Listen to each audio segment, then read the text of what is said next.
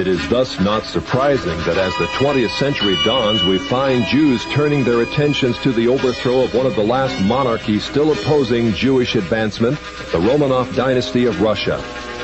It is well known that the Jews had long hoped to overthrow the Tsar.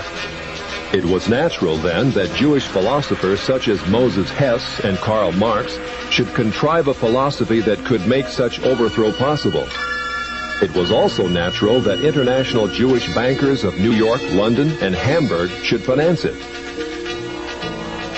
The U.S. State Department, in its 3-volume report on the origins of communism in Russia, published in 1931, reveals how Jewish-controlled German banks under the leadership of Max Warburg conspired as early as 1914 to send large payments to Lenin, Trotsky, and others in their attempts to bring down the Tsar.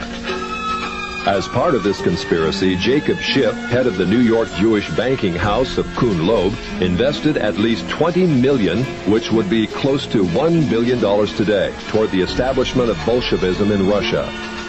In its article on socialism, the Jewish Encyclopedia, published in 1905, freely admits that Jews in Russia were ripe for revolution. In Russia, socialism, has become a movement of the Jewish masses. The later Encyclopedia Judaica tells us the communist movement and ideology played an important part in Jewish life, particularly in the 1920s and 1930s, and during and after World War II.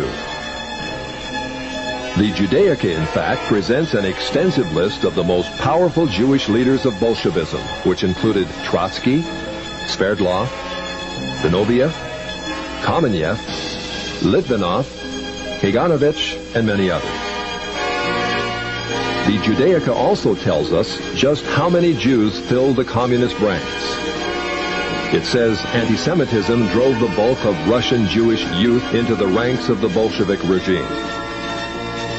When the white Russian patriots heroically attempted to regain their freedom from the Jews, the Judaica says compact Jewish masses were utilized by the Bolsheviks to suppress such counter-revolution. Clearly, Jews and native Russians were engaged in a death struggle over the destiny of Russia.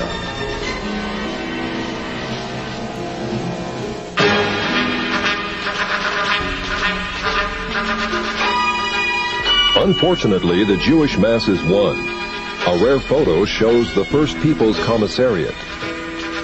From left to right are Uritsky, Trotsky, Zinoviev, Sverdlov, and Kaganovich, all Jewish.